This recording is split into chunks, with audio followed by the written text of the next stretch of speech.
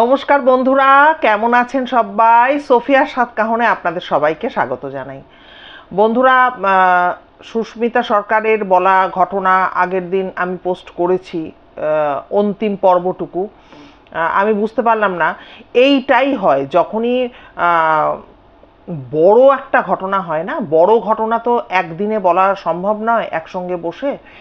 তখন ওই second part বা থার্ড পার্টে যেটা হয় সেটা হচ্ছে যে ভিউটা কম হয়, আর কিছুই নয়। ফার্স্ট পার্টে যে ভিউটা হলো, সেকেন্ড পার্টে কিন্তু অতটা ভিউ হয়নি। আমি বুঝতে পারি না, আমরা যখন মনে করুন, অন্তত আমার ক্ষেত্রে আমি বলছি, একটা গল্পের বই পড়ছি, গল্পের বইয়ের মানে মিডল অবধি যখন পৌঁছালাম, একটা দারুণ সাসপেন্স। হ্যাঁ, তো সেক্ষেত্রে ইচ্ছা করে না কি যে শেষটুকু কি হলো শুনতে। তো জানি না, যারা এখনো পর্যন্ত দেখেননি তাদের কাছে অনুরোধ করব সম্ভব হলে দেখে নেবেন, মানে শুনে নেবেন যে কি মারাত্মক ঘটনাটি। তো যাই হোক, আজকে চলুন আজকের ঘটনাটি শুরু করব। আর আজকের ঘটনাটি যেটা বলতে চলেছি, এই ঘটনাটি আমার হাজব্যান্ডের এক বন্ধুর বলা একটি ঘটনা। আমার হাজব্যান্ড যেটা আমাকে জানিয়েছেন যে ঘটনাটি নাকি অনেক দিন আগেই উনি শুনেছেন, এবং ওনার কোথাও গিয়ে মনে হয়েছিল যে আমি তো এতগুলো পোস্ট করি, কোথাও হয়তো ওনার ঘটনাটি, মানে ওনার বন্ধুর ঘটনাটি আমি বলেছি।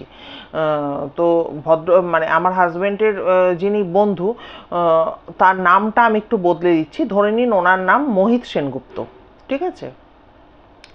তো এই মোহিতদা, আমাদের মোহিতদা, যাই হোক, এবার এই মোহিতদা চাকরি করতেন হচ্ছে আরপিএফে। হ্যাঁ, আরপিএফে আছেন উনি। আরপিএফের হচ্ছে মানে রেলওয়ে প্রোটেকশন ফোর্স, যেটা সেইখানে উনি চাকরি করতেন।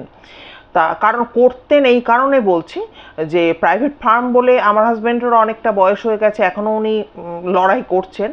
আর মোহিতদা কিন্তু রিটায়ার করেছেন, কয়েক বছর হলো মাত্র। তো এই যে মোহিতদার যে ঘটনাটি আজকে বলছি, তখন যে সময়কার কথা বলছি, মোহিতদা তখন সদ্য সদ্য কিন্তু বলা যেতে পারে, মানে অল্প বয়স বা জোয়ান বয়স, উনি কিন্তু এই চাকরিটি পেয়েছেন। এবারে ওনাদের ওই ডিউটি পড়তো, দেখবেন ওনার তখন উনি তখন ওনার ডিউটিটা ছিল হচ্ছে যে কারশেড বা এই সমস্ত জায়গায় যেখানে অনেকগুলো করে করে ট্রেন এসে দাঁড়িয়ে থাকে বা দাঁড় করিয়ে রাখা হয়, পরে প্রয়োজন মতো সেগুলো ইঞ্জিনের সঙ্গে জুড়ে নেওয়া হয়, চালানো হয়। তো সেই রকম একটা কোনো জায়গায় ওই রেল লাইনের ওপর দেখবেন ওনাদের চৌকি থাকে। হ্যাঁ, মানে বসবার জায়গা টায়গা করা থাকে, ওনারা ওইখানটায় জেগে কিন্তু রাত পাহারাগুলো দেন। তা সেই রকম একটা জায়গায় একবার উনি পাহারা দিচ্ছিলেন। তো উনি ওয়েস্ট বেঙ্গলের একটি ব্যস্ততম রেল স্টেশন, আমি নামটা বলতে চাইছি না, সেইখানে উনি পোস্টিং ছিলেন, যেখানে বাইরে থেকে অনেক দূরপাল্লার ট্রেন এসে সেগুলোকে দাঁড় করিয়ে রাখা হয়, বা নর্মাল ট্রেনও থাকে, এই রকম একটা জায়গায় ওনার ডিউটি পড়েছিল। তো ঠিক আছে, এবার ডিউটি পড়েছিল, তো সেদিনকে ওনারা ওই দুজন মতো বোধহয় ছিলেন ডিউটিতে, আর দুজন বোধহয় রাউন্ডে কোথায় রাউন্ড দিতে হয় সেই সমস্ত ব্যাপার ট্যাপার থাকে। তো অত তো বলতে পারবো না, তো এরকম ছিল। আর সেদিন ছিল কিন্তু একটি বর্ষণ মুখর রাত। তো ওই মোহিতদা যেটা জানিয়েছেন আমার হাজব্যান্ডকে, যে সেদিনকে সারাটা দিন ধরেই টুকটাক টুকটাক বৃষ্টি হচ্ছে, কিন্তু সন্ধে নাগাদ কিন্তু বৃষ্টির প্রচণ্ড বেগ বাড়ে এবং সঙ্গে ঝোড়ো হাওয়া। ওনারা তো যাই হোক ওখানে তো বসে আছেন, আর মাঝে মধ্যেই টর্চ মেরে ইতিউতি দেখতে হয়, কী সব দেখতে হয় সেই সমস্ত দেখছেন টেকছেন, এই সব করছেন। তা তখন কিন্তু এই করতে করতে কেউ একজন দুজনের মধ্যে একজন খাবার নিয়ে গেছেন, আবার কেউ খেয়ে এসছেন, এরকম ব্যাপারটা থাকে। ওই সাথে যিনি আছেন উনিও তখন বলছেন যে ওই রাত্রি তখন 2:30-3টে নাগাদ বাজে। তো উনি বলছেন যে শোন না মোহিত, আমি একটুখানি আমার পটি পেয়েছে, আমি একটুখানি আসছি। তো বলেছে ঠিক আছে এসো। তো উনি কিন্তু বসে আছেন। এবার সেই সময় একটি ট্রেন ওখানটা এনে ফেলে রাখা হয়েছে, যেটা কিন্তু দুর্ধর্ষ একটা ভয়ঙ্কর বলা যেতে পারে অ্যাক্সিডেন্ট হয়েছে ওই ট্রেনটায়। তো ওই ট্রেনটা এনে ফেলে রাখা হয়েছে। তো ফেলে রাখা হয়েছে অনেক দিন হয়ে গেছে ফেলে রাখা হয়েছে, তো তাতে কোনো অসুবিধা নেই, পড়ে আছে এক কোনায় পড়ে আছে, যাই হোক। তো এরকম উনি বসে বসে একা রয়েছেন, তো মাঝে মধ্যেই একটু টর্চের আলো মারছেন, তাতে একটু নিজেরও সাহস সঞ্চয় হচ্ছে, কারণ বললাম তো তখন সদ্য উনি এই ডিউটিতে জয়েন করেছেন। তো এই করতে করতে হঠাৎ করে উনি ওই ট্রেনটা মানে যখন লাইটটা মারছেন, মেরে উনি কিছু বুঝতে পারেননি, সব ঠিকঠাক আছে। এবারে লাইটটা নিভিয়ে দিয়ে আবার ওই রাত্রিবেলা বসে আছেন, মানে বুঝতেই পারছেন মানব দেহ তো একটুখানি ঝিম ধরছে মাঝে মধ্যে, আর অত সুন্দর একটা ফুরফুরে মানে ঝোড়ো বাতাস একটা বইছে, হাওয়া আসছে, প্রচণ্ড বৃষ্টি পড়ছে, এরকম একটা ওয়েদারে মানুষের একটুখানি ঘুম ঘুম পায়। তো ওই মহিতদাও কিন্তু নিজেকে জাগিয়ে রাখার আপ্রাণ চেষ্টা করছেন। তো করতে করতে মানে একটু যেন উনি ওনার ঘুম ঘুম মতো লাগছে, তো উনি মানে ঝটকা দিয়ে উঠে বসেছেন। এবার বসে নিয়ে তখনও কিন্তু বন্ধু আসেনি। উনি দেখছেন যে ওই যে পরিত্যক্তই বলা যেতে পারে, ভাঙা চোরা অবস্থায় ওই যে কয়েকটা রেক ওখানে পড়ে রয়েছে দুর্ঘটনাগ্রস্ত, ওই রেকের মধ্যে একটা না আলো জ্বলছে। তা মোহিতদা আমার হাজব্যান্ডকে যেটা বলেছেন যে তখনকার দিনে যে লাল বাল্বের আলোগুলো জ্বলতো ওই রকম আলো, এবং আলোটা হচ্ছে একদম টিমটিমে, মানে খুব খেয়াল করে যদি দেখা যাচ্ছে তাহলে দেখা যাচ্ছে ওই রেকের মধ্যে কিন্তু আলো জ্বলছে এবং সেখানে কিন্তু এই যে একটা হালকা আলো জ্বলছে তার মধ্যে বেশ কিছু ছায়ামূর্তি কিন্তু ট্রেনটির এপাশ থেকে ওপাশ যাতায়াত করছে। এটা কিন্তু মহিতদা ভালো করে খুব খুঁটিয়ে দেখে উনি কিন্তু বুঝতে পারেন। এবার উনি তো পুরো হতবাক হয়ে যান যে ট্রেনের মধ্যে এত হালকা আলো কোথা থেকে এলো, আর এই যে ছায়ামূর্তিগুলো এরাই বা কারা। তো ওনার তো পুরো শরীরে শিহরণ জাগে। এবারে উনি তখন করেছেন, টর্চ মেরে দেখছেন যে সত্যি তো দেখি তো কি ব্যাপারটা বুঝতে পারছি না, চিন্তায় পড়ে গেছেন। একা একা বলছে যে অত ঝোড়ো হাওয়া দিচ্ছে কিন্তু আমার ভেতরে ভেতরে একটা প্যালপিটেশন হচ্ছে, ঘাম হচ্ছে রীতিমতো। এই করতে করতে ওনার ওই বন্ধু সে কিন্তু ফিরে আসে। তখন ওই মহিতদা ওই বন্ধুকে কিন্তু সবটুকু, মানে বন্ধু বলবো না, কলিগ আর কি, ওনাকে সবটুকু বলে। তখন কলিগ বলে তাই নাকি, ও কোথায় বলে নিয়ে টর্চ মর্চ নিজেও মারে আর উনিও মারে। তখন কিন্তু কিচ্ছু ওরা দেখতে পায়নি, কিচ্ছু নেই। আবার দৌড়, তোমার চোখের ভুল, একা একা বসেছিলে, সদ্য জয়েন করেছো, ভয় পাচ্ছ হয়তো, কিচ্ছু নয় তো, চলো চলো ওইসব ভেবো টেবো না বলে আবার নিজেরা গল্প কথাতে ব্যস্ত হয়ে পড়ে। এবার ওদের কানে আসে বহু লোকের কিন্তু কথার আওয়াজ, ঠিক আছে, একটা গুনগুন গুনগুন করে আওয়াজ, কিন্তু একটা আওয়াজটা এমন হচ্ছে যে মাঝে মধ্যে মনে হচ্ছে তারা কেউ কথা বলছে, বেশ অনেক লোকের একটা সমবেত কথার ধ্বনি আসছে।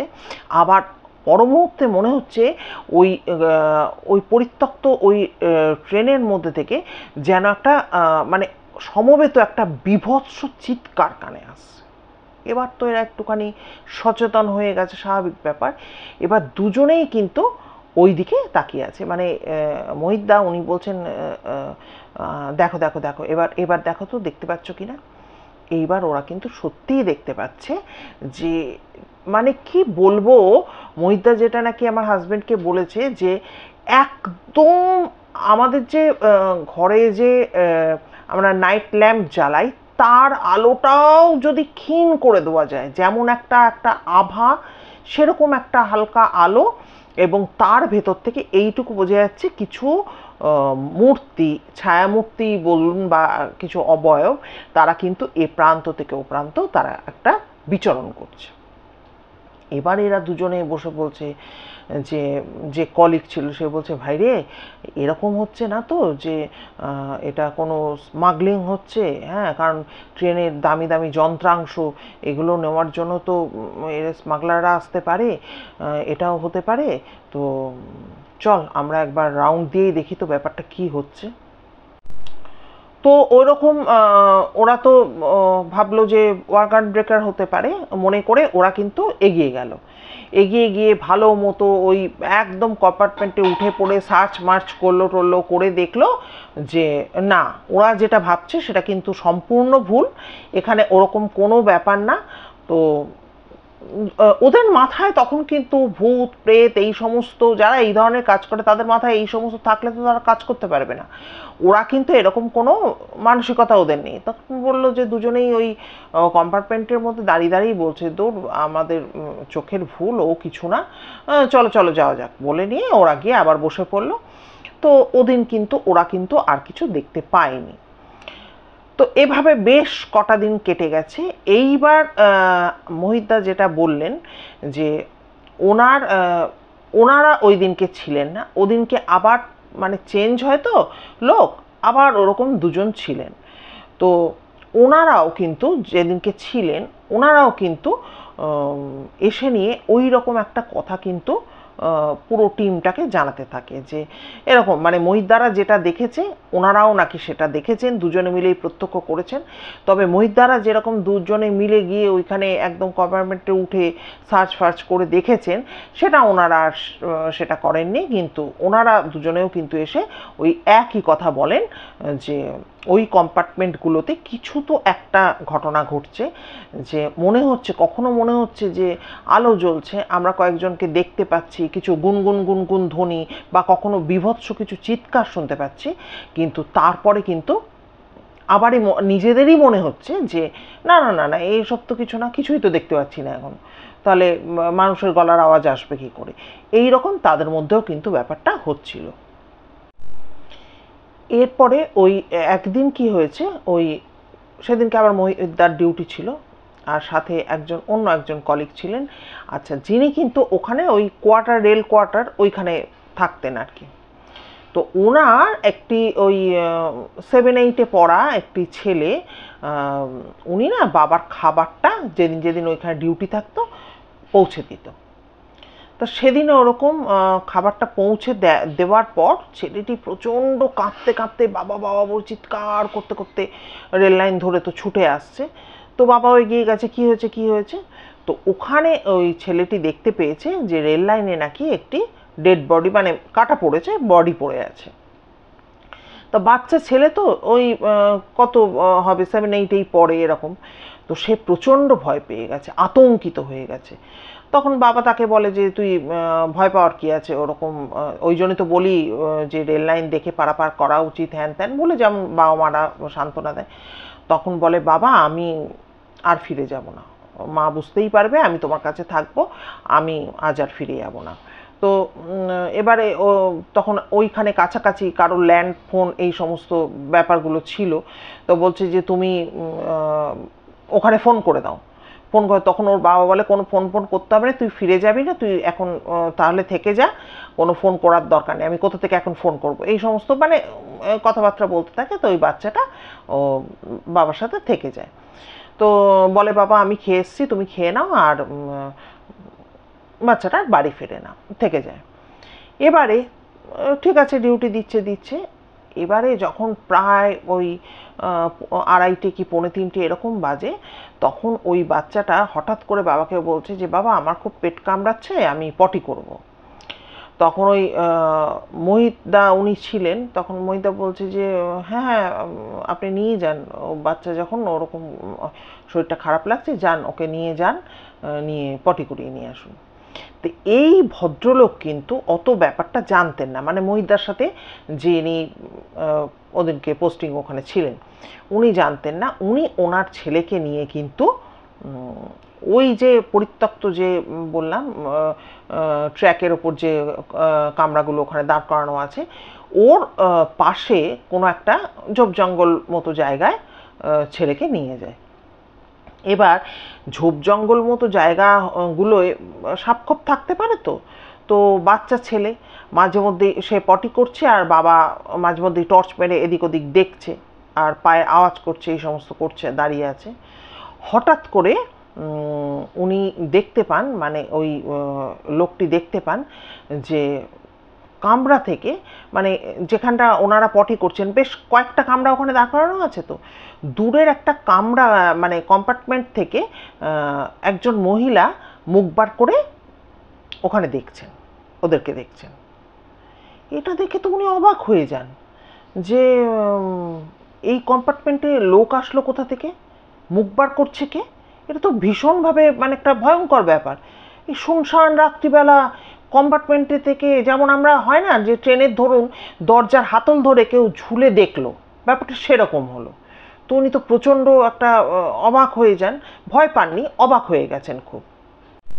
তো এবারে যখন ওই ভদ্রলোক ওরকম মানে একটা অবাক হয়ে গেছে, তখন অবধি কিন্তু ভয় পাননি উনি, অবাক হয়ে গেছেন প্রচণ্ড। হঠাৎ করে বাচ্চাটাকে বলছে, এই তাড়াতাড়ি নেই তাড়াতাড়ি নেই। হঠাৎ করে বাচ্চাটা হাসতে হাসতে বলছে, ও বাবা বাবা দেখো, একটা কম্পার্টমেন্টের জানলার দিকে আঙুল তুলে দেখিয়ে বলছে, ও বাবা আমার লজ্জা করছে। বলছে কেন, কি হয়েছে, কাকে দেখে লজ্জা পাচ্ছিস? বলছে দেখো না, ওই জানলা দিয়ে বাচ্চাগুলো আমায় হাত নাড়ছে আর জিভ ভেঙাচ্ছে জানলাটা দিয়ে। এবার ওর বাবা বলছে যে কোন জানলা দিয়ে? বলে ওই জানলার দিকে যে টর্চ মারছে কিছু দেখতে পাচ্ছে না। তারপরে আবার যেই টর্চ সরাচ্ছে ও বলছে যে ও বাবা বাবা এখন আমি এখানে পটি করছি, ওই বাচ্চাগুলো ওখান দিয়ে হাসছে। এরকম হতে থাকে।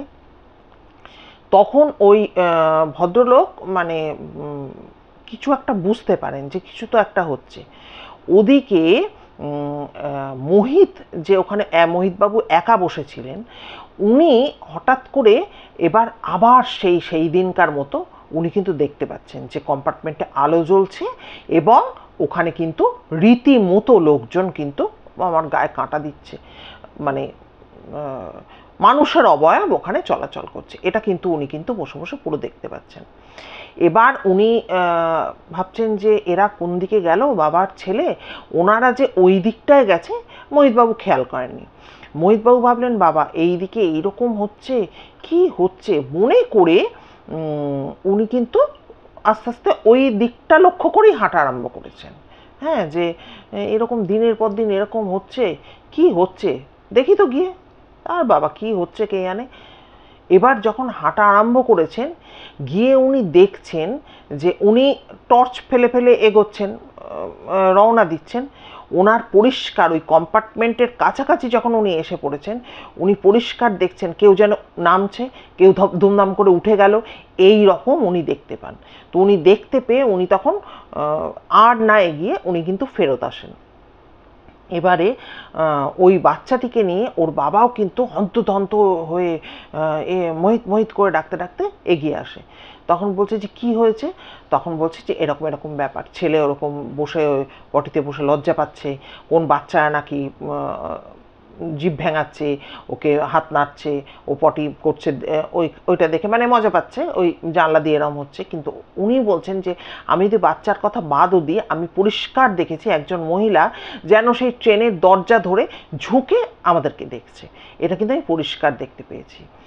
তখন উনি বলছেন, মোহিতবাবু বলছেন যে আরে চলো ওখানে গিয়ে বসবে, চলো আমাদের যেটা আর কি চৌকি, ওখানে গিয়ে বসে চলো ব্যাপারটা দেখবে চলো। এবার ওরা ওখানে বসে পরিষ্কার দেখতে পায় সেই হালকা আলো জ্বলছে এবং বিভিন্ন মানুষের মুভমেন্ট, যেন বুঝতে পারছে যে ওপরের যে আমরা যাই না বার্থগুলো, একদম ওপরের বার্থ থেকে মিডলে কেউ নামছে বা নিচ থেকে কেউ ওপরে উঠছে, এগুলো পরিষ্কার কিন্তু ওনারা বুঝতে পারেন যে এইগুলো হচ্ছে। আচ্ছা, ওনাদের সেই রাতটা তো ওইভাবে কেটে যায়। তারপরে কিন্তু আরও বিভৎস বিভৎস কিছু ঘটনা ওনাদের কলিগরাও এসে এসে বলতে থাকেন যে বিভৎস মানে মরণ যন্ত্রণা, মরণ চিৎকার, সেই আওয়াজ আসছে ওই কম্পার্টমেন্টের মধ্যে থেকে। হ্যাঁ, বা কিছু যেন দুমদাম করে কিছু ওই কম্পার্টমেন্টে পড়ে গেল, এরকম ব্যাপার। কারণ হচ্ছে যখন বিরাট এক বড় বড় অ্যাক্সিডেন্ট হয় তখন অনেক সময় দেখা যায় যে ওই বার্থগুলো যেগুলোতে মানুষ শোয় সেগুলো হয়তো ভেঙে চুরে পড়েছে, তার যে আওয়াজ, এই সমস্ত মানে অমানুষিক মানুষের কষ্ট যন্ত্রণার চিৎকার কান্নার আওয়াজ এইগুলো কিন্তু ভেসে আসতে থাকে। এবার বারবার করে এনারা যখন বলতে থাকেন যে আমাদের পক্ষে ডিউটি করা ওখানে অসম্ভব হয়ে যাচ্ছে, আপনারা এই এইগুলো মানে আমরা যে বলছি এই ব্যাপারগুলো চিন্তাভাবনা করে আপনারা এই রেকগুলোকে সরিয়ে দেওয়ার ব্যবস্থা করুন, কিছু তো একটা করুন, এভাবে বারবার যখন আর্জি জানাতে থাকে তখন কিন্তু রেলওয়ে ওই রেকগুলোকে তুলে অন্যত্র কোথাও আর কি ইয়ে করে দেন এবং ওই জায়গাটা কিন্তু একদম পরিষ্কার হয়ে যায়। কিন্তু তারপর থেকে কিন্তু এই রকম কোনো কিছু কিন্তু এনারা শুনতে পেতেন না। তো এই যে একটা বড় বড় যে দুর্ঘটনা ঘটে, এই যে আমরা জ্ঞানেশ্বরীতে দেখেছি, এই দেখেছি, ওই দেখেছি, ট্রেন দুর্ঘটনা ঘটে, এই দুর্ঘটনা যে সময়টা ঘটে সেই সময় মানুষের যে অবস্থা, কি অবস্থা হয়, বা এই যে কিছুদিন আগে মনে করুন এই যে প্লেন যেটা হলো, ক্র্যাশ হলো, তো এই সময়টা মৃত্যুকালীন যে চিৎকার চেঁচামেচি সেগুলোই কিন্তু এরা পেতেন। এত লোক যে একসঙ্গে চলে যাওয়া তাদের, তো বলে না আত্মার মৃত্যু হয় না, তো হয়তো সেই আত্মাগুলোই ওইখানে ঘোরাফেরা করতো, বা এরা যে বসে থাকতো ডিউটি দিত, তাদের এই যে কষ্টের সময়টা যে তারা কি করেছিল সেগুলোই হয়তো তারা বোঝাতে চেষ্টা করত। তো আজকের এই ঘটনাটা এই পর্যন্তই। আপনাদের কেমন লাগলো অবশ্যই কমেন্ট করে জানাবেন। আর বন্ধুরা যদি ভালো লাগে, আমার সমস্ত নতুন পুরনো বন্ধুদের বলছি একটু আপনাদের ফ্রেন্ডস ফ্যামিলির মধ্যে একটু ছড়িয়ে দেবেন। আর আপনাদের যদি মানে স্টকে কোনো রকম কোনো ঘটনা থাকে একটু কিন্তু প্লিজ আমাকে নক করবেন। তো আমাকে তো অনেকেই বলেছেন যে ঘটনা দেবেন, দেখা যাক তারা কবে আমার প্রতি সদয় হন বা ঘটনা দেন। কাল একজন দাদাভাই দেবেন বলেছিলেন, আমি অপেক্ষা করলাম কিন্তু উনি আর আমায় ফোন করেননি। তো আমি আগের দিন বললাম না যে উড়িষ্যার পুরো বর্ডার থেকে উনি দেবেন বলেছিলেন, তো উনি তো আর নক করেননি, দেখা যাক কবে উনি নক করেন। আর আপনাদের স্টকে তাই জন্যই বলছি যদি এরকম কোনো ঘটনা থাকে একটু আমায় প্লিজ নক করবেন। আর নতুন বন্ধুরা যারা এতক্ষণ ধরে আমায় শুনলেন তাদেরকে সবাইকে অসংখ্য ধন্যবাদ জানাচ্ছি। যদি ভিডিও ভালো লাগে তাহলে প্লিজ একটা লাইক করে সাবস্ক্রাইব করে নেবেন এবং বেল আইকনের অবশ্যই কিন্তু অলে গিয়ে প্রেস করবেন, তাহলে আমার বলা যে কোনো ঘটনার নোটিফিকেশান আপনারা চটজলদি পেয়ে যাবেন। আর কি বলবো, সবাই খুব ভালো থাকবেন, সুস্থ থাকবেন। দেখা হচ্ছে খুব তাড়াতাড়ি নতুন একটি ভিডিওর সাথে। নমস্কার।